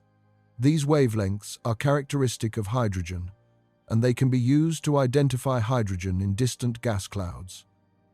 By analyzing the spectra of gas clouds around Sagittarius A, astronomers could determine that the gas was ionized, measure its temperature and density, and identify the presence of molecules like water. The width and shape of the spectral lines also provide information. If the gas is moving, the spectral lines are Doppler shifted, moved to longer or shorter wavelengths, depending on whether the gas is moving away from us or toward us. If the gas is hot, the spectral lines are broadened because the atoms are moving at high speeds, creating a range of Doppler shifts. All of this information is encoded in the spectrum, waiting to be decoded by astronomers. The intermediate mass black holes were detected indirectly by observing their gravitational effects on nearby stars. If a star's orbit is being perturbed by an unseen massive object, that object is likely a black hole. By tracking the orbits of multiple stars and looking for anomalies, deviations from the expected paths, astronomers could infer the presence of hidden black holes and estimate their masses. This technique is called dynamical modeling, and it's been used successfully to detect black holes in other contexts, including the discovery of Sagittarius A itself. The idea is to build a mathematical model of how stars should move under the influence of the black hole's gravity, and then compare that model to the observed motions. If the observed motions don't match the model, it means there's additional mass somewhere that the model didn't account for. By adjusting the model to include this additional mass, and by comparing the adjusted model to the observations, astronomers can determine where the hidden mass is and how much there is. All of this required months of observations and years of data analysis. The results we're discussing tonight represent the work of hundreds of astronomers around the world, collaborating to make sense of Webb's observations. Teams of scientists analyzed the data, built models, ran simulations, wrote papers, and peer-reviewed each other's work. This is how modern astronomy works. It's a collaborative effort, with scientists from different institutions and different countries working together to push the boundaries of human knowledge. And this is just the beginning. Webb is continuing to observe Sagittarius A, and with each new observation, we're learning more. The telescope is scheduled to observe the Galactic center multiple times over the next few years, tracking changes over time and building up a detailed picture of the environment around the black hole. Now, let's talk about the future. What happens next? What will trigger Sagittarius A's next active phase? We don't know for sure, but there are clues. Active phases are likely triggered by a sudden influx of gas, a large amount of material falling toward the black hole all at once. This could happen if a star wanders too close to the black hole and gets tidally disrupted, torn apart by the black hole's gravity. When a star is disrupted, its material forms a temporary accretion disk around the black hole, and the black hole feeds voraciously for a few months or years. This produces a bright flare called a tidal disruption event. Tidal disruption events are rare but spectacular. When a star gets too close to a black hole, the tidal forces become strong enough to overcome the star's own gravity, which holds it together. The side of the star facing the black hole feels a stronger pull than the far side, stretching the star into a long filament. Eventually, the star is torn apart completely, and its material spreads out along its orbit, forming a stream that wraps around the black hole. As this stream of gas falls into the black hole, it heats up and emits intense radiation, creating a bright flare that can outshine the entire galaxy for a few months. Sagittarius A might experience a tidal disruption event every few thousand years on average. The rate depends on the density of stars near the black hole and their orbital dynamics. In the dense environment near Sagittarius A, where millions of stars orbit within a few light years, tidal disruption events are expected to be relatively common on cosmic timescales. The last one might have been the outburst 300 to 400 years ago, though we can't be certain. The evidence suggests a major outburst happened at that time, but we don't know what caused it. It could have been a tidal disruption event, or it could have been something else, like a gas cloud falling in. If so, the next one could happen any time in the next few thousand years, or it could happen tomorrow. We have no way to predict it. Stars near Sagittarius A are on chaotic orbits, and predicting when one will wander too close to the black hole is essentially impossible. We can calculate the average rate, but we can't predict individual events. Another possible trigger is a gas cloud wandering too close. There are several large gas clouds orbiting near Sagittarius A, and occasionally one gets close enough to be disrupted by the black hole's gravity. In 2014, a gas cloud called G2 made a close approach to Sagittarius A. Astronomers predicted that the cloud would be torn apart and that the black hole would feed on it, producing a bright flare. Observations were planned. Telescopes were aimed at the galactic center, and everyone waited to see what would happen, but nothing happened. The cloud survived, passing by the black hole relatively unscathed. This was surprising and disappointing, and it showed us that we still don't understand the dynamics of gas around black holes as well as we thought. Why did G2 survive? There are several possibilities. Maybe the cloud was denser than expected, allowing it to hold together against the tidal forces. Maybe it had a star at its core, providing additional gravitational binding. Or maybe our models of the cloud's trajectory were wrong, and it didn't pass as close to the black hole as we calculated. But other gas clouds are out there, and future close approaches might have different outcomes. Webb is monitoring several gas clouds near Sagittarius A, tracking their positions and velocities. If one of them starts to fall toward the black hole, we'll be watching. There's also the possibility of a more gradual build-up. Gas is constantly trickling towards Sagittarius A from the surrounding region. Stellar winds from nearby stars, gas shed by dying red giants, material from the interstellar medium, all of it gradually makes its way inward. Most of this gas doesn't make it all the way to the black hole. It gets blown away by stellar winds, heated by radiation, or otherwise dispersed. The accretion disk around Sagittarius A is fed by this trickle of gas, but the rate is low, which is why the black hole is currently dormant. But over time, gas can accumulate in the accretion disk. If enough gas builds up, the disk might become unstable, triggering a sudden increase in the rate at which gas falls into the black hole. This is called a thermal instability, and it's thought to be one of the mechanisms that can trigger outbursts in black holes.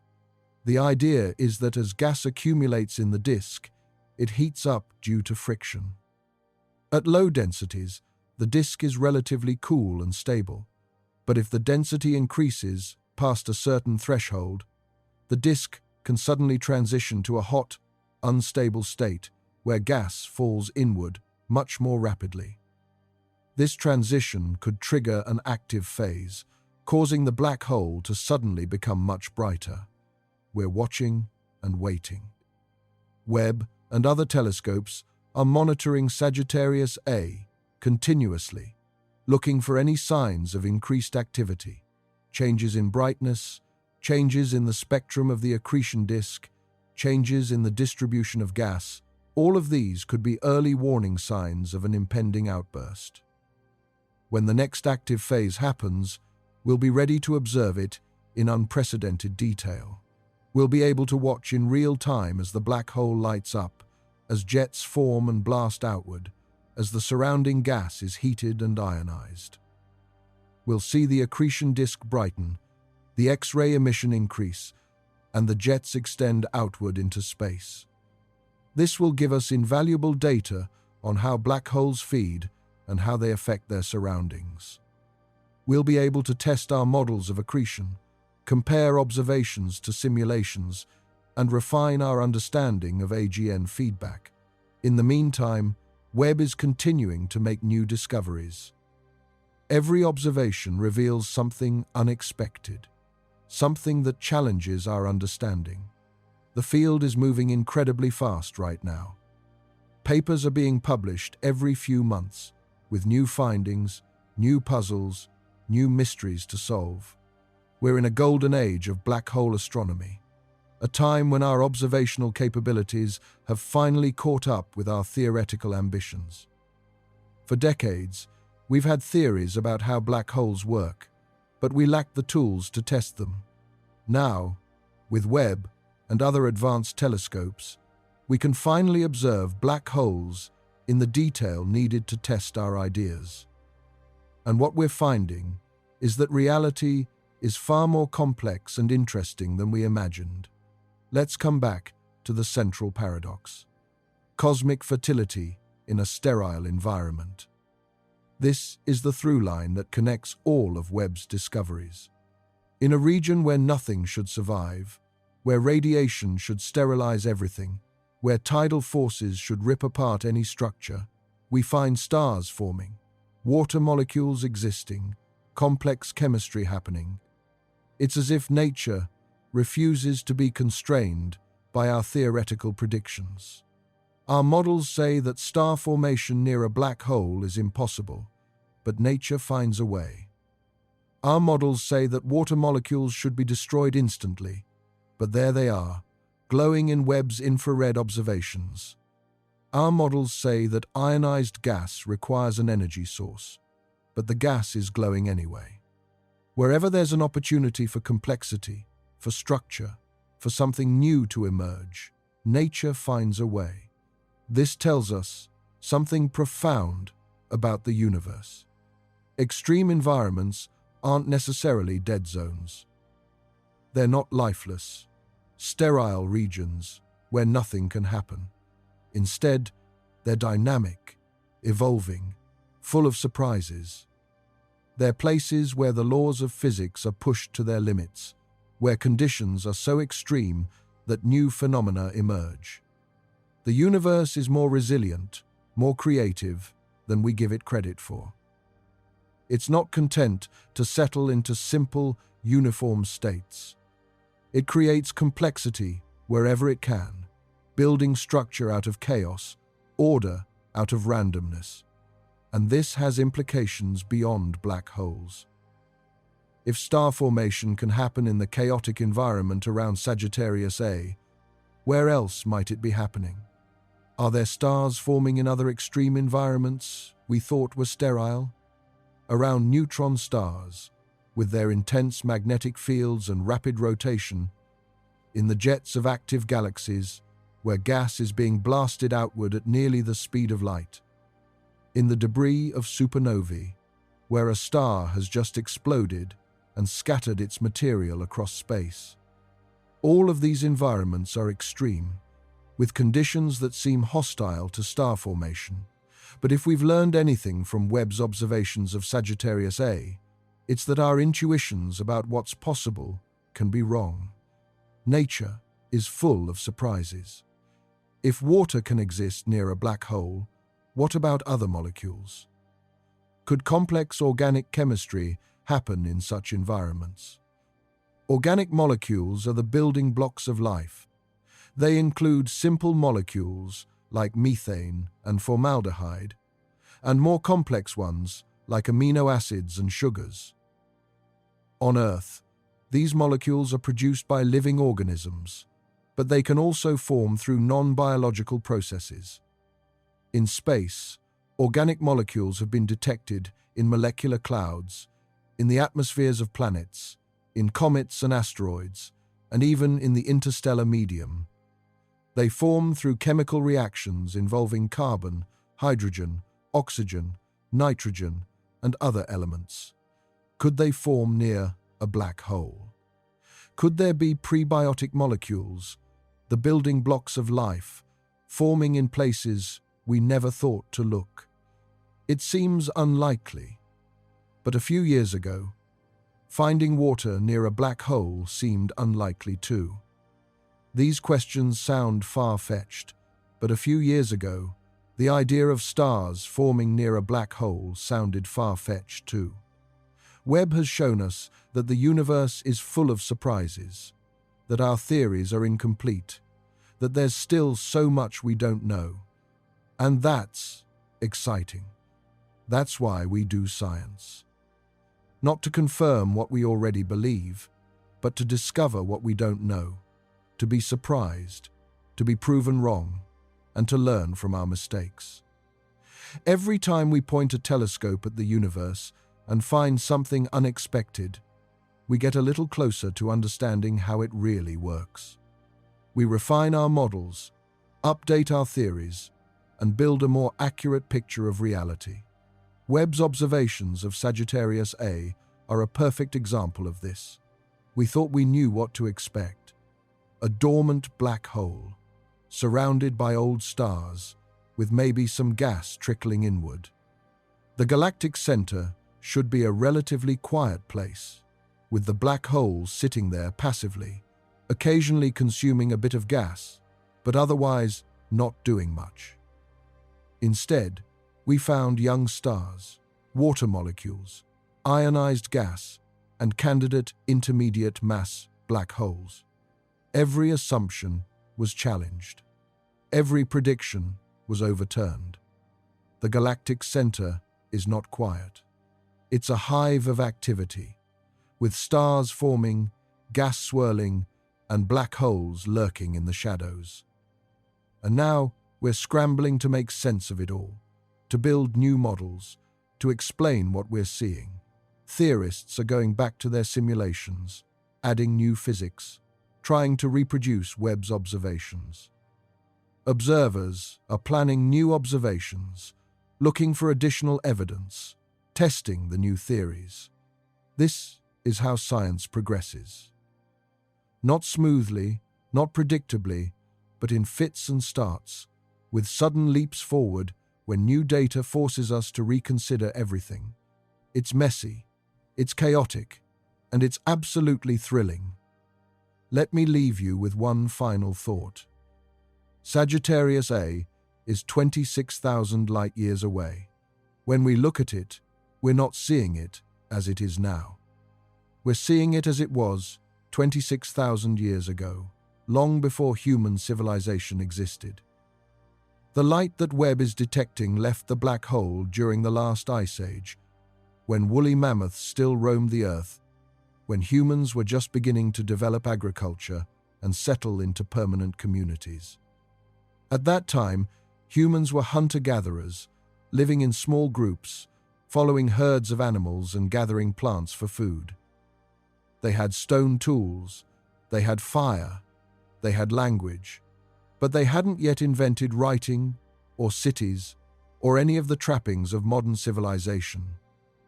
And yet, at that same moment, 26,000 years ago, light was leaving Sagittarius A, carrying information about the black hole's environment. That light traveled through space for 26,000 years, crossing the galaxy, passing through clouds of gas and dust, until finally, in the year 2023, it arrived at Webb's mirror and was captured by the telescope's detectors. Everything Webb is showing us, the young stars, the water molecules, the ionized gas, all of it, happened 26,000 years in the past. By now, in the present moment, those stars have aged. Some of them might have already died in supernova explosions, scattering their material across the galaxy. The water molecules have long since been destroyed and reformed countless times. The gas has spiraled farther inward toward the event horizon, or been blown outward by stellar winds.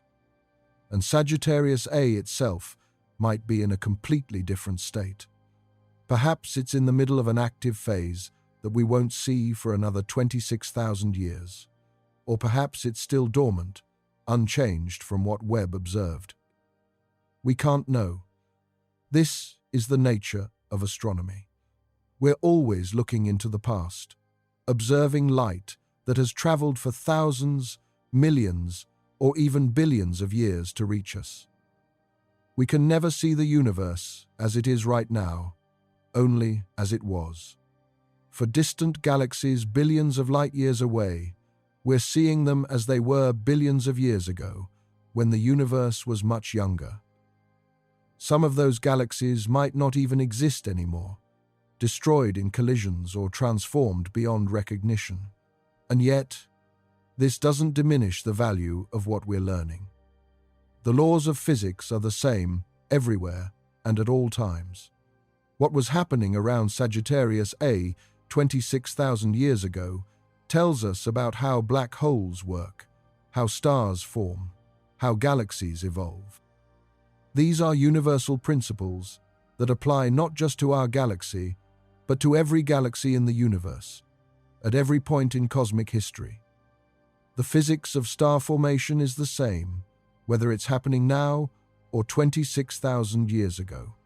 Gas clouds collapse under gravity when their self-gravity overcomes internal pressure. They fragment into smaller clumps as they collapse. Those clumps continue to contract, converting gravitational potential energy into heat. Eventually, the cores become hot enough for nuclear fusion to ignite, and stars are born. This sequence of events is universal, governed by the laws of thermodynamics and gravity. The details might vary depending on the composition of the gas, its temperature, or the external environment, but the fundamental process remains the same. The behavior of black holes is governed by the same equations. Einstein's general relativity, formulated over a century ago, describes how mass curves, space-time, and how that curvature creates what we perceive as gravity. These equations apply to every massive object, from planets to stars to black holes. They don't change over time.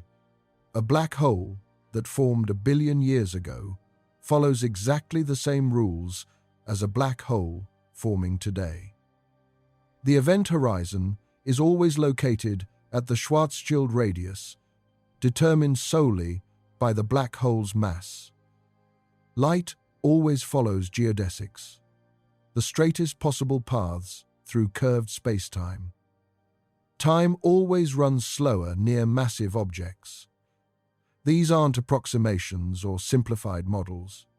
They're precise mathematical descriptions of how reality works. The chemistry of water molecules follows the same rules. Hydrogen atoms have 1 proton and 1 electron. Oxygen atoms have 8 protons and 8 electrons. When 2 hydrogen atoms bond with 1 oxygen atom, they form a water molecule with a bent shape and specific properties. This happens the same way whether the reaction occurs on Earth, in interstellar space, or near a supermassive black hole. The bonds between the atoms are governed by quantum mechanics, by the electromagnetic force between charged particles, by principles that don't change based on location or time. By studying the past, we're learning about the present and the future. We're learning how the universe works, how it got to be the way it is, and where it's going. We're learning the fundamental laws that govern reality, laws that don't change with time or location. And we're learning that the universe is far stranger, far more complex, and far more beautiful than we ever imagined. It refuses to fit into the neat boxes we try to construct for it. Every time we think we understand how something works, new observations reveal unexpected complexities. Every time we build a theory that seems to explain everything, nature shows us phenomena that don't fit the theory. This isn't a flaw in our scientific method. It's a feature. It's how science progresses. We build models based on available data. We test those models with new observations, and when the observations don't match the predictions, we refine the models. Sometimes we refine them slightly, tweaking parameters or adding new terms to the equations. Sometimes we have to throw out the old models entirely and build new ones from scratch. The history of physics is filled with these revolutions. Newton's laws of motion and gravity worked beautifully for centuries, explaining everything from falling apples to planetary orbits. Then, observations of Mercury's orbit and experiments with the speed of light revealed tiny discrepancies. Einstein developed relativity to explain these discrepancies, and in doing so, revolutionized our understanding of space, time, and gravity. Quantum mechanics emerged from similar observations that classical physics couldn't explain. The blackbody radiation spectrum, the photoelectric effect, the stability of atoms, all pointed to something fundamentally new about how nature works at small scales. Now we're at another frontier. We have two incredibly successful theories, general relativity and quantum mechanics, that describe different aspects of reality with remarkable precision. But they don't fit together cleanly, and observations like Webb's discoveries around Sagittarius A are showing us phenomena that push both theories to their limits. Every new observation reveals new mysteries, new puzzles to solve, new questions to answer. And that's what makes this work so rewarding. The James Webb Space Telescope has given us a gift. It has shown us that even in the most extreme environment we can observe, at the edge of a supermassive black hole, 26,000 light-years away, buried behind an impenetrable wall of dust, nature finds a way. Stars are born where they shouldn't exist. Water survives where it should be destroyed. Chemistry happens in the most hostile environment imaginable. And black holes, those cosmic monsters that we thought we understood, are revealing themselves to be far more mysterious than we ever realized. They're not simple objects that just sit there, consuming whatever falls in. They're dynamic, evolving, surrounded by complex ecosystems of stars and gas and smaller black holes. They cycle between active and dormant states, regulating the evolution of their host galaxies. They grow by accreting gas and merging with other black holes, including intermediate mass ones. And they create environments where the laws of physics are pushed to their absolute limits, revealing new phenomena that we never predicted. This is just the beginning. Webb will continue observing Sagittarius A for years to come. Each observation will reveal new details, answer some questions, and raise new ones. We'll watch stars forming in real time, track gas as it spirals toward the event horizon, search for more intermediate mass black holes, and wait for the next active phase. And with each discovery, we'll rewrite the textbooks a little more. We'll refine our models, update our theories, and get a little closer to understanding how the universe really works. The heart of our galaxy is no longer a mystery, shrouded in dust. For the first time in history, we can see it clearly, in all its chaotic, violent, beautiful complexity. Thanks to Webb, we can finally see it clearly.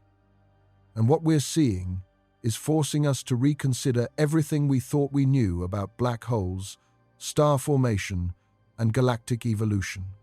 The universe has spoken. It has told us that our theories were incomplete, that reality is stranger and more wonderful than we imagined. It has shown us that extreme environments are not sterile wastelands, but dynamic, evolving systems where new structures emerge and surprising phenomena occur. And now it's our job to listen, to learn, and to figure out what it all means. We're standing at the edge of a new understanding, looking out into a universe that's far more complex than we realized. Thank you for joining me on this journey into the heart of the Milky Way.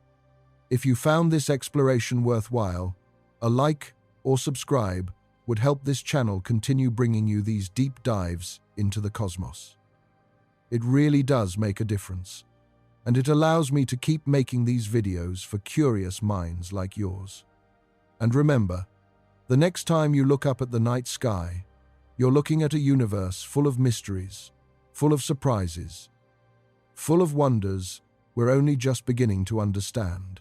The stars you see are part of the Milky Way, our home galaxy, and at its center, invisible to your eyes, but revealed by Webb's infrared vision, sits Sagittarius A, a supermassive black hole, surrounded by impossible stars, mysterious gas, and secrets we're only now starting to uncover.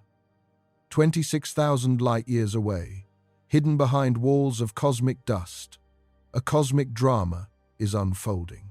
Stars are being born in the most hostile environment imaginable.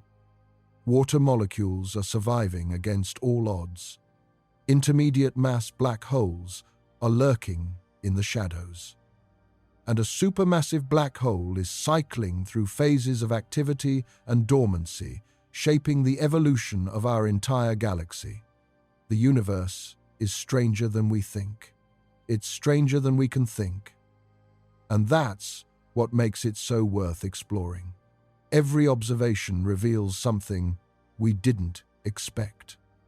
Every discovery raises new questions.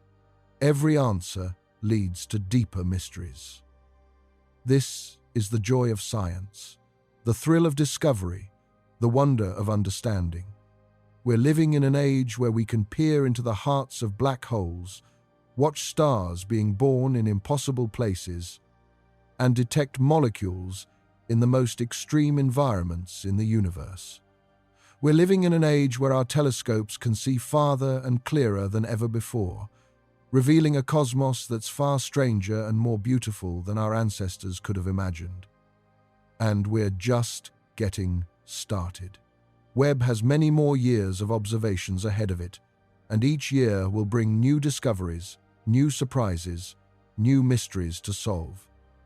The universe is vast, ancient, and full of wonders, and we're fortunate enough to be living at a time when we can explore it, understand it, and marvel at it.